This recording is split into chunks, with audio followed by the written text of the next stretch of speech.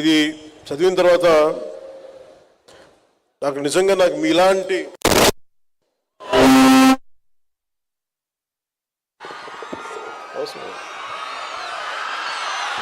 మీ Joshi mic కూడా వచ్చినట్టు కదిపితే గోల్ చేస్తుంది.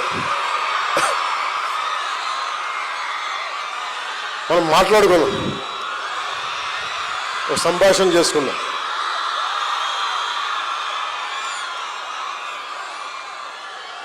అంటే ఇంత మీ ప్రేమ, మీ అభిమానం ఒకళ్ళు కోరుకుంటే రావే. నన్ను ఎవరైనా సరే ఒక ఫంక్షన్కి పిలుస్తున్నా, ముఖ్యంగా విద్యార్థులు ఉన్న చోటికి నన్ను రమ్మంటే చాలా ఆలోచిస్తా. ఎందుకు ఆలోచిస్తానంటే వీళ్ళ మనసులో యక్ష ప్రశ్నలు ఉంటాయి. ఇచ్చి ఏం మాట్లాడతాడు, ఏం బిగుతాడు, ఏం చూస్తారనుకో, ఏం మాట్లాడతావు చెప్పు మాకు. నేను అందుకనే సినిమా ఫంక్షన్స్లో కావచ్చు చాలా తక్కువ మాట్లాడడానికి ప్రయత్నం చేస్తాను. అది జీవితం మాట్లాడకుండా ఉండాలని ఎంత ప్రయత్నం చేసినా జీవితం నన్ను లక్షల మంది జనం మధ్యలో పెట్టేసింది. విద్యార్థుల నుంచి పారిపోదాం, వాళ్ళు వేసే ప్రశ్నలకి, వాళ్ళు లేవనెత్తే సందేహాలకి, ప్రశ్నలకి మన దగ్గర సమాధానాలు ఉండవు. ఎందుకంటే చాలా ప్యూరెస్ట్ ఫామ్లో ఉంటారు విద్యార్థులు. ఒక ట్యాబ్లో రాసాలి, క్లీన్ స్లేట్. వాళ్ళు ఏదైనా ప్రశ్న అడిగారంటే మనసులో ఏం ఉండదు, చాలా అసలు గుండె లోతులోంచి అడుగుతారు. వయసు వచ్చే కొద్దీ మన దగ్గర సమాధానాలు ఉండవు. అందుకని 10 మంది విద్యార్థులకి నేను ఆలోచిస్తాను. అలాంటిది ఇన్ని వేల మంది విద్యార్థుల మధ్య వచ్చి మాట్లాడాలంటే ఇది ఎంత సాహసం.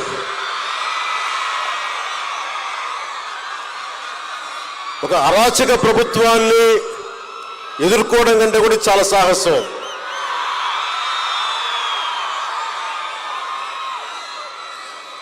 Books are the training weights of our mind అంట. అలాంటిది పొద్దున్న లేస్తే పుస్తకాలతో కుస్తీ పట్టే మీతోటి ఒక మాట మాట్లాడాలి అంటే ఎంత ఆలోచించాలి. సో నేను మీ దగ్గర, యువత దగ్గర, విద్యార్థుల దగ్గర నేను తెలివితేటలు వాడు, మనసే వాడతాను.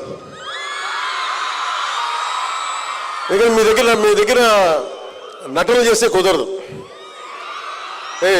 ఈ సోదంతో చెప్పకుండా డైరెక్ట్గా పాయింట్కి రాని అనే మేము అనేస్తారు. అది నేను చాలా ఆలోచిస్తాను. సో నాకు ఈ యూనివర్సిటీ గురించి ప్రత్యేకించి ఈ భవనాలు ఎలా ఉంటాయి, ఏముంటాయంటే, నాకు యూనివర్సిటీకి ఎప్పుడు వైజాగ్ వచ్చినా చూస్తూ ఉంటాను. మనకి భగవంతుడు లోపలికి వచ్చే అదృష్టం ఇవ్వలేదు, మనకి చదువుకునే అవకాశం ఇవ్వలేదు, కానీ ఇలా లోపలికి వచ్చి మీతో కలిసే అవకాశం వచ్చాడు ఇన్ని సంవత్సరాల తర్వాత. కాకపోతే నాకు యూనివర్సిటీకి తీరుతెన్నులు ఎలా ఉంటాయి, ఏం జరుగుతాయి అంటానికి నా ఆత్మీయులు, పూర్వ ఆంధ్ర యూనివర్సిటీ విద్యార్థి త్రివిక్రమ్ శ్రీనివాస్ గారు, ఇదే ఆంధ్ర యూనివర్సిటీలో ఎంఎస్సి న్యూక్లియర్ ఫిజిక్స్లో ఆయన మాస్టర్స్ తీసుకున్నారు. ఆయన ఐ థింక్ సరిగ్గా గుర్తుంటే గోల్డ్ మెడలిస్ట్ కూడా అనుకుంటా. నేను అనుకుంటాను ఇంత చదివి ఆయన న్యూక్లియర్ ఫిజిక్స్ ఆయన ఎంత కష్టపడ్డారు చదవడానికి, ప్రొఫెసర్లు ఎంత బలంగా ఉండేవాళ్ళు, ఎలా స్టార్ట్ చేశారు ఈ డిపార్ట్మెంట్స్ అని ఒక్కొక్క డిపార్ట్మెంట్ గురించి చెప్తా ఉంటే నాకు అలా తెలుసు ఆంధ్ర యూనివర్సిటీ గురించి. అలాంటి ఆంధ్ర యూనివర్సిటీకి ఈ శతాబ్ది ఉత్సవాలకి నాకు ఈ అవకాశం నిజంగా నేను చాలా అదృష్టంగా భావిస్తున్నాను. ప్రపంచవ్యాప్తంగా విద్యను అందించే ప్రతిష్టాత్మక విద్యా సంస్థలు చాలా ఉన్నప్పటికీ, అంటే 100 సంవత్సరాలు మన స్వాతంత్రం కంటే ముందు నుంచి ఉన్నది, కొన్ని తరాలను తీర్చిదిద్దుతూ అద్వితీయమైన జ్ఞానాన్ని అందించే విద్యా సంస్థలు మటుకు వేళ్ల మీద లెక్క పెట్టచ్చు, కొన్ని ఉన్నాయి. ఆ కొద్ది సంస్థల్లో సగర్వంగా శతాబ్ద కాలం పాటు ఎన్నో వేల మంది మేధావుల్ని సమాజానికి అందించిన మన చరిత్ర మన ఆంధ్ర విశ్వకళా పరిషత్, మన ఆంధ్ర యూనివర్సిటీకి దక్కుతుంది. సో మనందరం గర్వపడాలి, మీరు మరింత గర్వపడాలి, దీంట్లో భాగస్వామ్యం అయినది. ఈ ఆంధ్ర విశ్వవిద్యాలయం ప్రాంగణం కేవలం ఒక క్యాంపస్ మాత్రమే కాదు, ఇది విలువలతో, వ్యక్తిత్వంతో దేశ నిర్మాణంలో భాగస్వామిగా నిలిచి శతాబ్ద కాలాన్ని దిగ్విజయంగా పూర్తి చేసుకున్న భారతీయ వారసత్వ సంపదకు చిహ్నం. 1926లో ఉన్నతమైన విద్యను అందించాలని గొప్ప సంకల్పంతో మేధస్సు, సంస్కృతి, దేశ నిర్మాణం అనే 3 స్తంభాలపై ఆంధ్ర విశ్వవిద్యాలయం ఏర్పడింది. ఇక్కడ విద్యను పూర్తి చేసుకొని బయటికి వెళ్ళిన వారు కేవలం ఉద్యోగాల కోసం కాదు, వివిధ రంగాల్లో సమాజాన్ని ముందుకు నడిపే నాయకులుగా, మేధావులుగా, వ్యవస్థలో మార్పు తీసుకొచ్చే బలమైన శక్తిగా నిలిచారు. అలాంటి భవిష్యత్తుకి మీరు కూడా అడుగులేస్తూ ఉన్నారు. దేశ నిర్మాణం, సమాజ నిర్మాణం, దేశ ప్రగతికి తోడ్పడే మీ ముందు తరాలు ఎలా చేశారో మీరు కూడా దానికి సంసిద్ధం అవుతున్నారు. ఆంధ్ర విశ్వవిద్యాలయం శతాబ్ద కాలం పూర్తి చేసుకున్న సందర్భంగా ఈరోజు మనం ఈ స్థాయిలో ఆంధ్ర విశ్వవిద్యాలయాన్ని చూడగలుగుతున్నాం. ఇంతమంది విద్యార్థులు విద్యను పూర్తి చేసుకున్నారంటే ఈ మహోన్నత స్థాయికి కారణమైన మహనీయులు, ఈ విశ్వవిద్యాలయానికి పునాది వేసిన డాక్టర్ కట్టమంచి రామలింగ సిఆర్ రెడ్డి గారికి, ఈ ఆలోచనకి విలువైన సహకారం అందించిన మాజీ ఉపరాష్ట్రపతి డాక్టర్ సర్వేపల్లి రాధాకృష్ణన్ గారికి, వైజ్ఞానిక రంగంలో రామన్ ఎఫెక్ట్ ద్వారా నోబెల్ పురస్కారాన్ని అందుకున్న సార్ సివి రామన్ గారికి మనస్ఫూర్తిగా నమస్సుమాంజలు తెలుపుతున్నాను. అంటే మీరు చప్పట్లు కొడుతుంటే మనం నిజంగా ఎవరికి చప్పట్లు కొట్టాలి? రాధాకృష్ణన్ గారికి, సివి రామన్ గారికి, డాక్టర్ సిఆర్ రెడ్డి గారికి. మనం హీరోలకి వీళ్ళకి చప్పట్లు కొడతాం, కానీ ఎవరి త్యాగాల మీద, ఎవరి వైజ్ఞానిక జ్ఞానంతో, ఎవరైతే మేధోశక్తితోటి దేశాన్ని నడిపిస్తారో నిజమైన నివాళులు కానీ, నిజమైన స్పందన కానీ వాళ్ళకి అర్పించాలి. మీరందరూ ప్రేమతో నాకు చప్పట్లు కొట్టినా ఆ చప్పట్లని ఆ మహనీయులకే నేను వారి పాదాల చెంతను వదిలేస్తున్నాను. నేను ఎందుకు యూనివర్సిటీస్కి ఇవన్నీ రానంటే, ఎందుకంటే నాకు అర్హత లేదని తెలుసు నాకు. ఎందుకంటే నేను మేధస్సుతోటి పోటీ పడలేను నేను.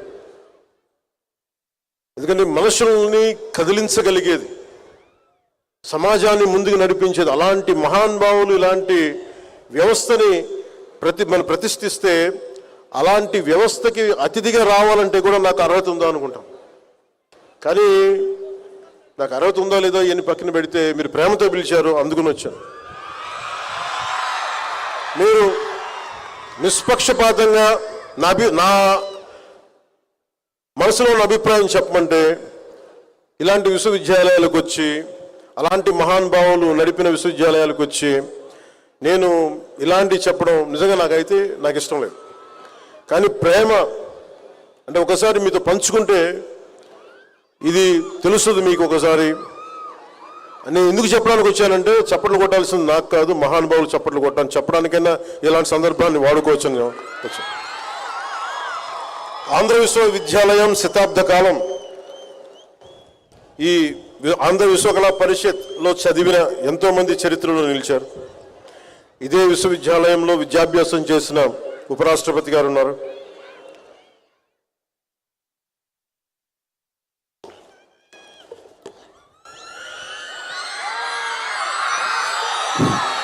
మన జీవితంలో ఎటువైపు వెళ్ళాలి అనే మార్గాన్ని ఎంచుకునే ఆలోచన మనకి చదువుతో, యూనివర్సిటీతో మొదలవుతుంది. కానీ ఆ గమ్యాన్ని ఎలా చేరుకోవాలని మనం స్వశక్తితోనే మనం నిర్ణయించుకోవాలి. మీరు కేవలం ఈ విశ్వవిద్యాలయం విద్యార్థులు మాత్రమే కాదు, మీరు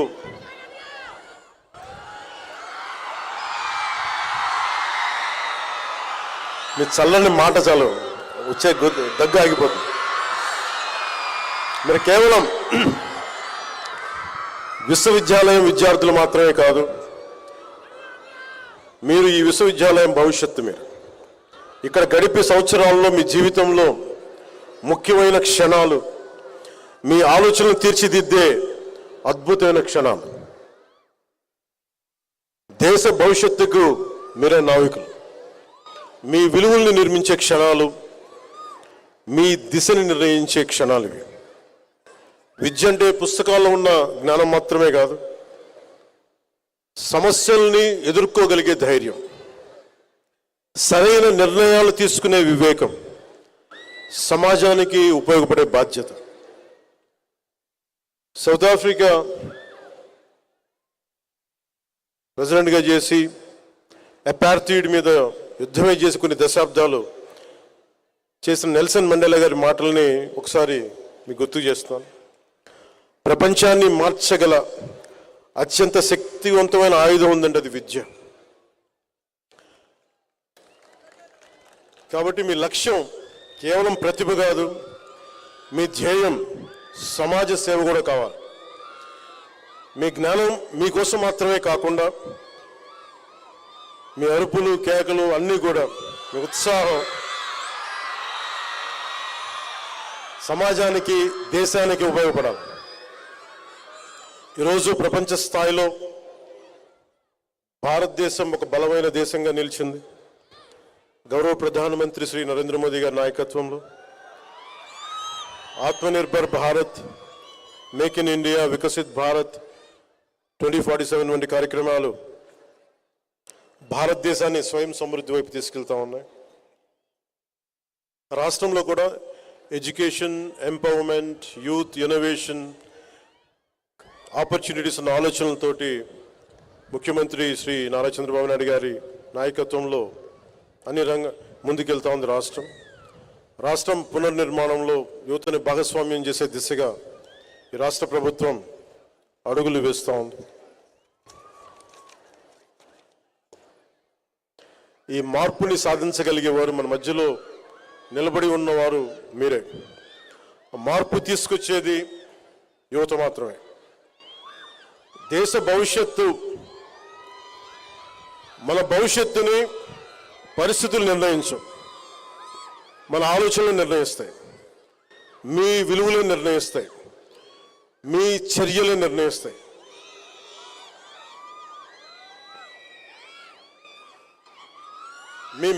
మీ విజ్ఞానం, మీ ఆలోచనలు ఇవన్నీ కూడా ఒక పరిష్కార మార్గాలుగా రూపాంతరం చెందాలి. మీ కృషి సమాజానికి ఉపయోగపడే అర్థవంతమైన మార్పు కావాలి. Your knowledge must translate into innovation, your ideals into solutions, your efforts into meaningful change that will benefit our larger society and our country. Dream with conviction, work with dedication, lead with integrity. బలమైన నమ్మకంతో కలలు కనండి. కలలు కను నీ కలల్ని తొక్కుతూ నడుస్తున్న కాళ్ళని ఖండించే వరకు కలలు కనండి. Don't stop dreaming. అందుకని బలమైన కలలు కనండి. నిరంతర కృషితోటి మీరు ముందుకు సాగండి. నిబద్ధతతోటి మీరు నాయకత్వం వహించండి.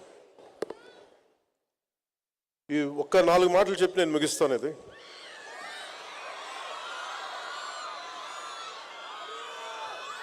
నేను పాలిటిక్స్కి నేను మెయిన్గా రావడానికి ఒకటి నన్ను తీసుకొచ్చింది, భావితరం.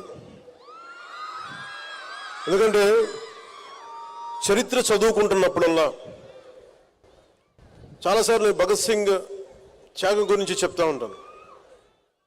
అతని ఫిలాసఫీ కానీ, ఒక భగత్ సింగే కాదు, ఎవరో ఎంతోమంది మహానుభావులు చిన్న వయసులో చనిపోతే వాళ్ళ చావులు దేనికి వచ్చినాయి, ఎందుకు చనిపోయారు, ఏ త్యాగాల కోసం చనిపోయారు,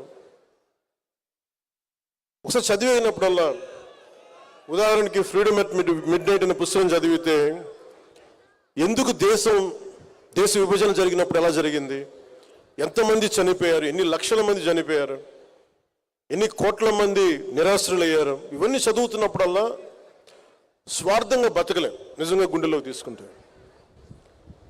చదివిన చదువు వృధా కాదు. ఇప్పుడు నేను యూనివర్సిటీలకి వెళ్ళలేదు, కానీ యూనివర్సిటీలకి వెళ్ళిన పిహెచ్డి విద్యార్థులా చదువుతాను నేను కూడా ఇప్పుడు రోజు. అంటే నేను ఏం నమ్ముతానంటే పాపులారిటీ ఉండొచ్చు, కానీ పుస్తకాలని చదివి ఆ జ్ఞానాన్ని అనుభవ రూపంలో తీసుకొచ్చి అది ఒక విజ్డమ్గా మారకపోతే మటుకు మనకి లోతుపాతులు అర్థం కావు. నాకు మంచిగా జరిగింది అనుకుంటా, నేను రెగ్యులర్ కన్వెన్షనల్ ఎడ్యుకేషన్ లేకపోవడం వల్ల నాకు భయాలు లేవు. నేను అందుకనే చాలా బాధ్యతగా నేను ఒకటే అనుకున్నా, నా ఆఖరి శ్వాస వరకు భావితరాల కోసం నేను పనిచేయాలి. ఒక సినిమా చేసిన ఎందుకంటే నిన్న శృంగేరి మఠాధిపతి ఏదో స్పీచ్ చూస్తూ ఉన్నాను. నేను చూస్తూ ఉంటే ఆయన అన్నది, ఆయన మాటల్లోనే, ఏ మనిషి కూడా సంపూర్ణమైన వ్యక్తిత్వం మనకు సంపూర్ణంగా ఉండడు, మనకు నచ్చేలా ఉండడు. అంటే కంప్లీట్ అంటే 100% గుడ్ అనే పదం ఎక్కడ ఉండదు ఏ వ్యక్తిలో కూడా. కొన్ని మంచి గుణాలు ఉంటాయి, కొన్ని మనకి నచ్చని గుణాలు ఉంటాయి. ఆయన అన్నది ఏంటంటే, కనిపించే మంచి గుణాన్ని శివుడిలాగా అర్ధచంద్రాకారంతో ఎలా నెత్తి మీద పెట్టుకుంటాడు చంద్రుణ్ణి, అలాగే కనిపించని హలాహలాన్ని ఎలాగా కంఠంలో దాచుకుంటాడు, అలాగే మీకు ఏ వ్యక్తిని కలిసినా వాళ్ళలో మంచిని తీసుకోండి, మంచిని బయటికి తెలియజేయండి. శివుడు అర్ధచంద్రాకారాన్ని ఎలా దర్శిస్తాడు శిరస్సు మీద, హలాహలాన్ని మటుకు లోపలే దాచుకోండి, చెడుని మటుకు దాన్ని హైలైట్ చేయొద్దని అది అని చెప్పింది. సో నేను తీసుకుంది, అందరూ నాకు నచ్చే మనుషులు ఉండరు, నచ్చే గుణాలను తీసుకుంటాను, నచ్చని గుణాలను వదిలేస్తాను. అలాగే మీరు భవిష్యత్తులో రేపొద్దున యూనివర్సిటీ నుంచి బయటికి వెళ్ళేటప్పుడు గో విత్ వన్ కమిట్మెంట్. మీకోసం ఇంతమంది ట్యాక్స్ పేయర్స్ మనీ, ఇది కొన్ని కోట్ల మంది ట్యాక్స్ పేయర్స్ మనీ. ఇది మనకి యూనివర్సిటీకి వెళ్తే ఈజీగా అన్నీ జరిగిపోతాయి అనుకుంటే మనం కట్టే ఫీజులు తక్కువైనా కానీ ప్రభుత్వం ఖర్చు పెట్టే చాలా ఎక్కువ. సో ఆ చదివిన చదువుకి మీరు ఎంతో కొంత దేశానికి కానీ సమాజానికి కానీ నిజంగా మీరు చేయగలిగితే రుణం అలాగే తీర్చుకోగలం. నాకు ఇంత అభిమానం ఇస్తే సినిమాల్లో నేను రుణం ఎలా తీర్చుకోగలిగానంటే, సమాజం భయంతో కూరుకుపోయి పిరికితనంతో అందరూ ముడుచుకుపోతే నేను వచ్చి నిలబడి ఇదే వైజాగ్లో దగ్గర నుంచి అన్ని రకాలు ఎందుకు నిలబడ్డానంటే, ఇది నా నేల, నా దేశం. నేను ఒకటే అనుకున్నా, నా చెల్లెళ్ళ భవిష్యత్తు ఇది, నా బిడ్డల భవిష్యత్తు ఇది అనుకున్నా, నా తమ్ముళ్ళ భవిష్యత్తు అనుకున్నా. ఓకే, నన్ను తిడతారు, ఇంకోటి చేస్తారు, కానీ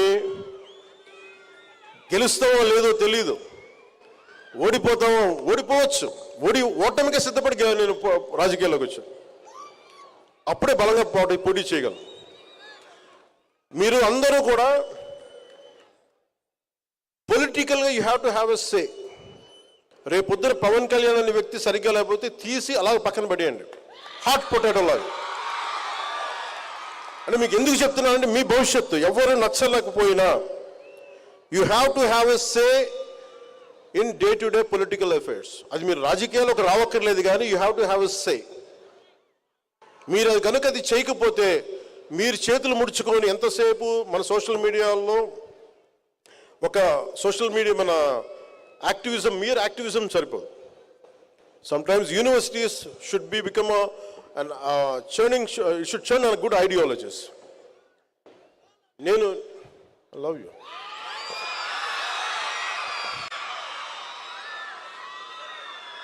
అలాగే మీరు ఐడియాలజీస్ని ఎంబ్రేస్ చేసుకునేటప్పుడు మీకు నచ్చిన వ్యక్తి నాలాంటోడు చెప్పినా కానీ, లేదా ఒక కార్ల్ మార్క్స్ చెప్పినా కానీ, ఏ గొప్ప ఐడియాలజీ మీరు చెప్పినా కానీ, you put it to test. మీ జీవితంలో మీరున్న ఈ పర్టికులర్ టైంకి is it applicable or not. బ్లైండ్గా గుడ్డిగా ఏ ఐడియాలజీని నమ్మకండి. చెప్పేసి వెళ్ళిపోతారు వీళ్ళు. నేను ఎందుకు ఈ బాధ మీకే చెప్తున్నానంటే 70ల్లో ఒక పర్టికులర్ ఐడియాలజీ పట్టుకొని, నేను 90స్లో ఒక పర్టికులర్ ఐడియాలజీ పట్టుకుని 80స్లో ఒక బ్యాలెన్స్ లేని ఐడియాలజీస్ని పెట్టుకుంటే ఏం జరుగుద్ది అంటే, ఎంతమంది ఆ మాటలు విని అడవుల్లోకి వెళ్ళి చచ్చిపోయారో నాకు నిజంగా బాధ కలిగింది. It's all they made they have embraced one ideology which is not applicable. Practical results wrong. అందుకనే యూనివర్సిటీస్లో విద్యార్థులు నాయకులు ఉండొచ్చు, ఐడియాలజీస్ ఉండొచ్చు, పొలిటికల్ పార్టీ తాలూకు అఫిలియేటెడ్ గ్రూప్స్ ఉండొచ్చు. As each one of you make sure what ideology is it worth to be embraced. మీరు ముందు చూడాలి, ఒక తరం తర్వాత చూడాలి, 2 తరాల ముందు చూడాలి. So make sure what ideology you're embracing. You embrace an ideology which will uphold dharma. You embrace an ideology which holds constitutional values. You embrace an ideology which will show gratitude to the nation which has given you birth.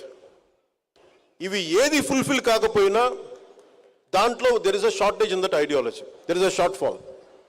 అందుకని మీరు embrace చేసుకునేటప్పుడు ఐడియాలజీని చాలామంది ప్రభావితం అయిపోతారు. మీరు చాలా ప్రభావితమైన వయసు ఇది. నా అలాంటి వాడు చెప్తే టక్మని నమ్మేస్తారు. You have to put me for test. నేను 25 సంవత్సరాలు ఎందుకు ఉంటాను రాజకీయాలని చెప్తున్నానంటే I like to be tested. నిలబడాలి కదా. ఒకడు వచ్చి చేతులు ఒప్పుకుంటా వచ్చేసే కుదరదు. అట్లా నువ్వు నిలబడాలి, నలగాలి. నేను ఇదే మాటలు 2014లో చెప్పేవాడిని కాదు, 2025కి చెప్తున్నా. నలిగి మాట్లాడుతున్నా, దెబ్బ తిని మాట్లాడుతున్నా. అలాగే లైఫ్ టైం, జీవితకాలం మీరు ప్రతి ఐడియాలజీని మీరు టెస్ట్ చేయాలి. Your thinking minds, your capable minds. అందుకని మీరు every ideology go beyond communities, go beyond caste. మన అన్ని సోషల్ నార్మ్స్ తీసేయలేం, కానీ when it comes to common minimum programme కింద you look out for humanity, look out for the well being of the nation, look for the integrity of society. ఇవన్నీ ఆలోచించి దాంతోపాటు మీరు బంగారు భవిష్యత్తు మీకు ఉండాలి మనస్ఫూర్తిగా. ఎందుకంటే it all needs one right mind. మీలో ఎంత శక్తి ఉందో మీకు తెలియదు. ఒక్కొక్కళ్ళు మీ గురించి మీకు తెలియదు. మీలో ఉన్నది ఒక న్యూక్లియర్ ఎనర్జీ, మీది విస్ఫోటన ఉంటుంది మీలో. అది మీరు ట్యాప్ చేయగలగాలి. ఎంత అమేజింగ్ పొటెన్షియాలిటీ ఉంటుందంటే, నాలాంటి ఒకటి చేయగలిగాడు. ఎప్పుడో ఒక 30-40 years బ్యాక్ నేను అనుకునేవాడిని, కలలు కనేవాడిని, నాకు ఇలా చేయాలి అంటే it all needs one thought. ఎప్పుడైతే యద్భావం తద్భవతి అనే ఒక భావాన్ని మీరు పెట్టుకుంటారో, ఒక భావాన్ని నమ్ముతారో, దట్ భావ becomes Mantra, that Mantra becomes Sadhana, that Sadhana will give you results. ఎప్పుడు మీరు ఏదైనా సరే, గుడ్ బ్యాడ్, ఏదైతే మీరు బలంగా పట్టుకుంటారో మీకు అదే ఇస్తుంది. సో అలాంటి అద్భుతంగా ఒక బలమైన ఆలోచనలతోటి, ఒక నిర్దిష్టమైన ఆలోచనలతోటి, దేశానికి ఉపయోగపడేది, మీకు ఉపయోగపడేది, మీ తల్లిదండ్రుల్ని గర్వంగా మీ వైపు మీ గురించి చెప్పుకునేలాగా, మీ స్నేహితులందరూ గర్వపడాలి చెప్పుకునే భావజాలాన్ని, చదువుల్ని చదివి మీరు మన దేశానికి, సమాజానికి మీకు ఎంతో ఉపయోగపడాలి మనస్ఫూర్తిగా కోరుకుంటూ, మీకు ఇలాంటి అవకాశాలు ఇచ్చిన ఆంధ్ర యూనివర్సిటీని, ఈ ఆంధ్ర యూనివర్సిటీ జ్ఞానదీపంగా నిరంతరం ప్రకాశిస్తూ నిలవాలి. మీరు ప్రతి ఒక్కరూ ఒక బాధ్యత గల భారత పౌరులుగా, దూరదృష్టి గల నాయకులు అంటే not just political leaders at every role, every domain ఎదగాలని ఆశిస్తూ, మీరు అద్భుతమైన విజయాలను సాధించాలని ఆశిస్తూ, మీ అందరికీ నా హృదయపూర్వక శుభాకాంక్షలు. జై భారత్, జై హింద్.